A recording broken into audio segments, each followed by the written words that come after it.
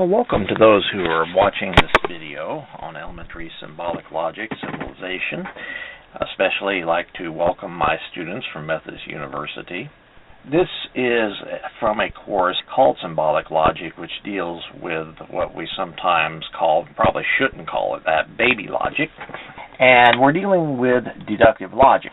Now, deductive logic assesses arguments that claim that if the premises are true, the conclusion must be true. That's the definition of deductive validity. A deductive argument is valid if and only if, when the premises are true, the conclusion must be true. Otherwise, it's invalid. That's different, of course, from soundness. A sound argument is valid and has true premises, though you can have an unsound argument that's valid. Now, we're dealing with just a logical structure. We're dealing with the formal level of statements in our languages that we speak, English, German, French, etc. So we could strip away these natural languages from statements. We might be able to understand better their formal logical structure. That's the reason we symbolize statements. I'm going to go over the vocabulary of symbolization. Individual units are symbolized by capital letters from A through Z. Try using the first letter of a key word in the sentence. You may have to vary sometimes later on when you have a proof that has more than one statement, right? You're going to have, let's say, 3 or 4 premises and then a conclusion. Sometimes if you're symbolizing, you may have to vary in how you symbolize. Let's say you have a statement, Carl goes to the store and Kathy went back home. Well, you don't want to use C for both of them, so you just pick a different letter. But look at these examples here. John went to the store can be symbolized as J. I just use the first name for John. That doesn't mean I have to use that letter, but usually I will, if you're dealing with names, deal with the main subject of a statement. Her car died can be symbolized as C. Connectives or operators are symbols for words that combine and or change the logical structure of statements. They include words like not, and, or, if then, and only if then. So let's take a look at how these are symbolized one by one. First we have the tilde. I sometimes call it the wiggle because Bowman Clark, who was one of my professors at the University of Georgia, always called it the wiggle. This symbolizes words like not and not, it is not the case that, and other synonyms of the word not. Here's some examples. David is not the butler. Well, if we symbolize David is the butler by D, David is not the butler will be wiggle D, and you put the wiggle before the capital letter. It is not the case that Benjamin Franklin was President of the United States. Well, if you use B for Benjamin Franklin was President of the United States, to symbolize it is not the case that, you again use a wiggle before the B. That was the simplest of all the connectives that we use. Now, the dot is the beginning of what we call binary connectives, or connectives that require at least 2 units to join together. The dot symbolizes words like and, but, both, and, however, nevertheless, semicolon if it's dividing 2 complete thoughts. In other words, we're talking about coordinating conjunctions. So here's some examples. Mary is sick, but Jane will go to the party. I'll correct myself there. There should be a comma after Mary is sick. This would be symbolized M.J. M for Mary is sick, J for J will go to the party, and the dot in between to symbolize the and. You never have a dot with a letter by itself. It's always combining at least 2 units.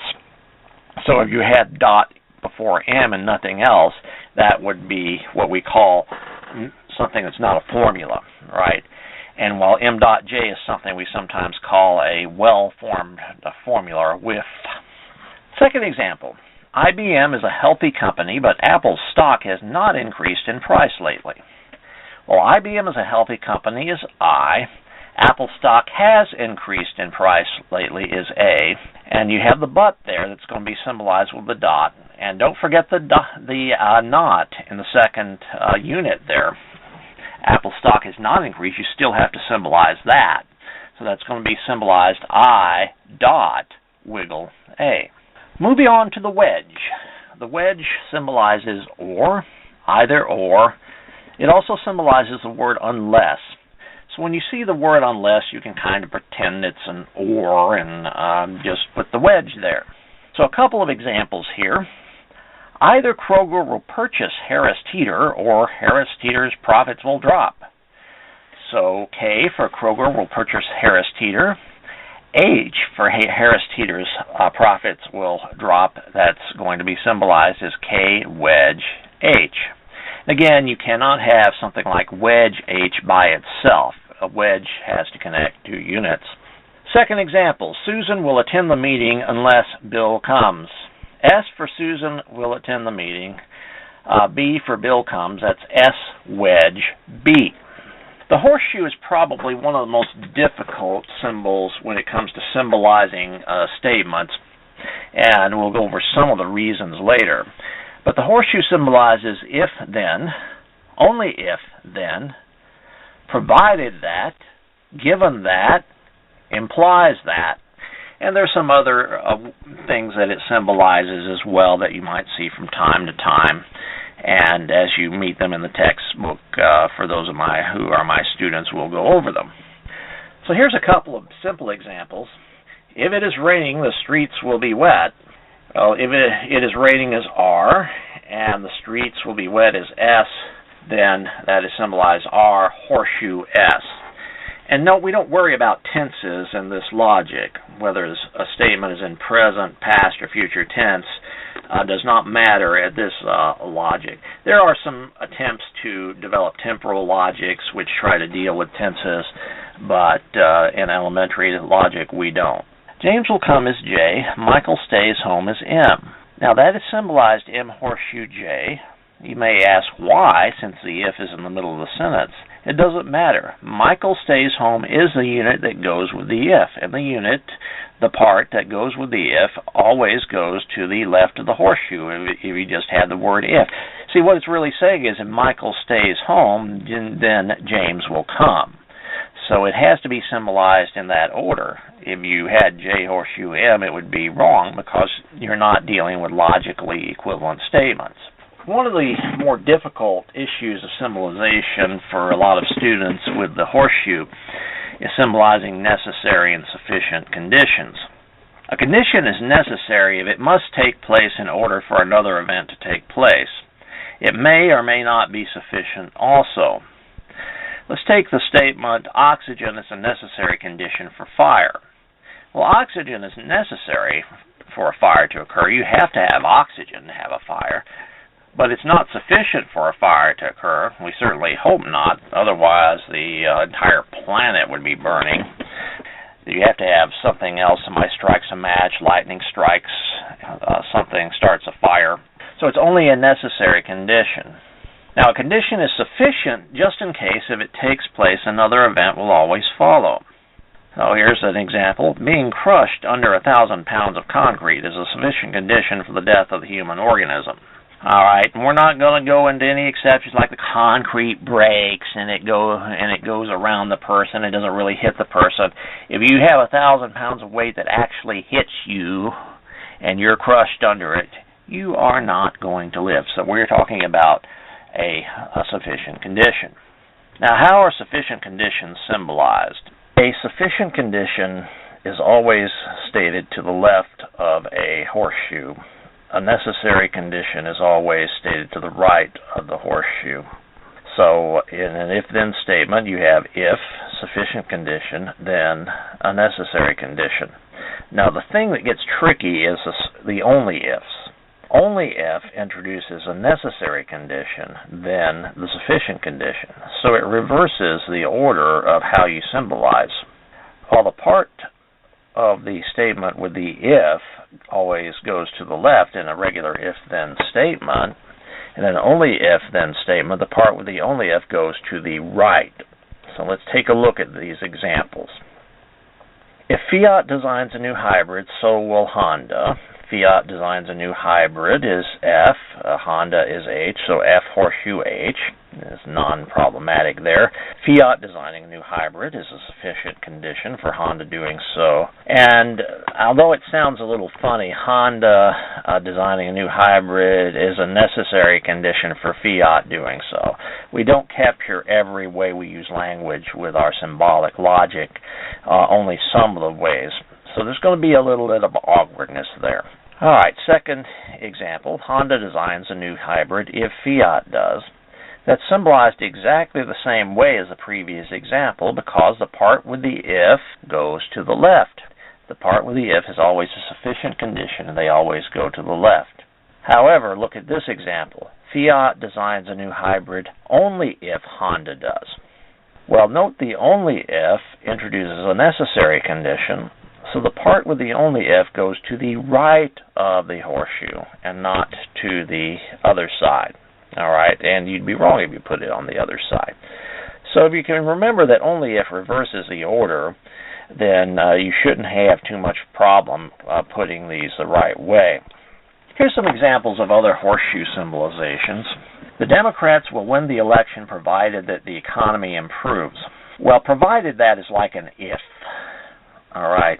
So what it's saying is if the economy improves, the Democrats will win the election, and that, of course, would be symbolized E horseshoe D with the E to the left. Right, the part with the provided that, since it's an if, introduces a sufficient condition, is always to the left of the horseshoe. Second example, the Republicans will win the election on condition that they bring out their base. Well, on condition that is like an if. All right, so that's going to be a sufficient condition. Bringing out their base goes to the left, and then Republicans winning the election, when the election goes to the right. All right, don't let the order of the English fool you. Given that there are questions about Mr. Obama's Middle Eastern policy that will cost him some popularity in the polls. Well, given that it's like an if, so what it's really saying is if there are questions about Mr. Obama's Middle Eastern policy, that will cost him some popularity in the polls, so that's symbolized Q, horseshoe C. Libertarians willing more votes implies that they are getting their message across. Implies that you just go into the order of the English. Libertarians willing more votes goes to the left. Whatever's after the implies that goes to the right. And that makes it a lot easier. Where you have the implies that, you might draw a little horseshoe over it, and then you got the right order already there in your English sentence. The conditional, and I'm sure you're thoroughly tired of it by now. Going to the triple bar. The triple bar symbolizes if and only if, IFF, which means if and only if. All right, that was not a misspelling. That is a way that, particularly in math, you might see this. Sometimes I'll use it in a logic class, but it means if and only if. Just in case, or necessary and sufficient condition for. All right, the triple bar deals with necessary and sufficient conditions. I'll give an example here. A man is a bachelor if and only if he's an unmarried adult male. Well, the man being a bachelor is necessary and sufficient for him being an unmarried adult male. And a man being an unmarried adult male is both necessary and sufficient for him being a bachelor. So we use the triple bar, B triple bar U. The order technically doesn't matter. I prefer you to go in the order of the English sentence, but U triple bar B is logically equivalent to B triple bar U, and I will not count off any points on an exam if you write something logically equivalent to the correct answer, even if you do it by accident. All right, Mary will leave just in case Sue stays. That's M triple bar S. Or Kroger will make a profit just in case it makes more money than it spends. K triple bar M. Very important concepts to get down, the scope and main connective.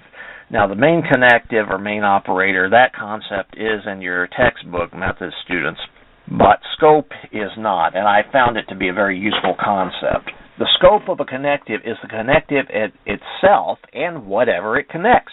So in the statement, A dot wiggle B. What's the scope of the wiggle? Well, it negates the B, so the scope is going to be wiggle B. The scope of the dot is going to be A dot Wiggleby because it connects the A and the Wiggleby together. So the scope of the dot is the whole thing. Now we name the statements after the main connective. So the main connective is a dot, as it is in this case. That is called a conjunction. The main connective is a wiggle, then we call it a negation. If the main connective is a horseshoe, we call it a conditional statement. If the main connective is a biconditional, a triple bar, we call it a biconditional. Okay, and if the main connective is a wedge, we call it a disjunction. So they're named after the main connective. The main connective has the largest scope. All right, obviously the main connective is the dot, since it connects more than any other in that particular statement. Let's look at a longer example. Wiggle, brackets, A, wedge, wiggle, parentheses, wiggle, B, horseshoe, C, close parentheses, close brackets. Moving from left to right, the scope of the first wiggle is the whole thing. Right, it includes the wiggle outside plus what it connects. Well, it's a unary connective, right? The wiggle just negates one item, and the item is everything inside the brackets. So the wiggle is the connective with the largest scope and is therefore the main connective. The scope of the wedge is A or wiggle, parentheses, wiggle B, horseshoe C, close parentheses, and actually I do not need the brackets there, and I should not have had the brackets there. But I'm not going to do this over again. Just remember, if there's no ambiguity, you want to avoid ambiguity in logic. You want to know what each connective connects. But if you don't have ambiguity, you need to get rid of these grouping indicators, and in this case, the brackets. The scope of the second wiggle is wiggle, parentheses, wiggle B, horseshoe C. The scope of the third wiggle is wiggle B, and the scope of the horseshoe is wiggle B, horseshoe C. So you might look at some of the statements in the textbook and play around with some of those. Now, some symbolizations are a little more complicated, but we can look to the English grammar to figure out the best way to symbolize them. IBM will grow, comma, and Apple will invent a new device, or Microsoft will design a new operating system. Now, I pronounced it that way on purpose. IBM will grow sets aside that part from the rest of the statement. So IBM will grow, and what? And that or statement there. Apple will invent a new device, or Microsoft will design a new operating system. The parentheses have to go to the right in that case. So I dot parentheses A wedge M.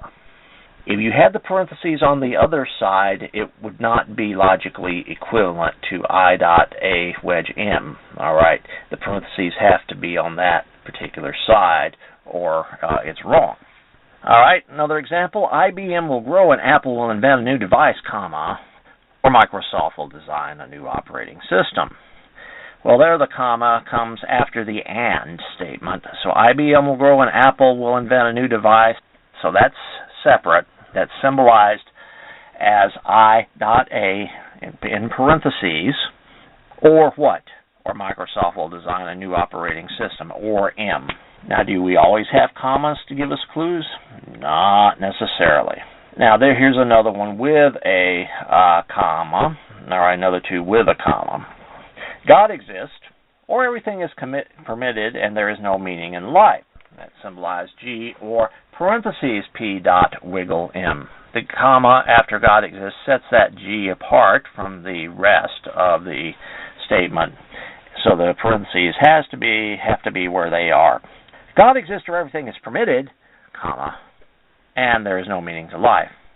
G wedge P in parentheses dot not M, and it can't be symbolized with the parentheses to the right. They have to be to the left. Now here's some that do not have commas, and that gets a lot harder, doesn't it? Both Kroger and Harris Teeter will merge, or their stockholders will rebel. The both and should clue you into where the parentheses will go. Both Kroger and Harris Teeter will merge, K.H in parentheses, or their stockholders will rebel, or S. The parentheses have to go to the left with the K.H. Kroger will make a profit, and Harris Teeter will grow, or Food Line will take over Lowe's Foods. Kroger will make a profit set aside from the rest, so that's K, and then and what? Well, Harris Teeter will grow, Food Line will take over Lowe's Foods, H or F in parentheses. Okay, let's deal with some either-or statements and similar statements to those. Neither John nor Mary is going to the party. A neither nor statement is usually symbolized with a wiggle on the outside, then parentheses J wedge M. Another way to correctly symbolize this statement is not J dot not M. Those two statements are logically equivalent, and when we get to truth tables very soon now, we will show you why they're logically equivalent. Note, not parentheses J dot M close parentheses is incorrect. Okay, that would actually be equivalent to not J or not M, and that's not what that statement above is saying. John and Mary are not going to the party is saying John is not going to the party and Mary is not going to the party, or not parentheses J wedge M. All right, again, not parentheses J dot M close parentheses is incorrect. Apple stock will fall or Cray's computers will not sell. Not A wedge not C. Apple stock will not fall or Cray's computers will not sell, and that's equivalent to not parentheses A dot C. Note, not A dot not C is incorrect. Well, thank you for bearing with me in this lesson on symbolization. I hope that you find it helpful. What I would suggest in the book in Chapter 6 on the symbolizations is that you just start and try the first 10 or 15. And in the next online session, I will have the answers to those questions for you.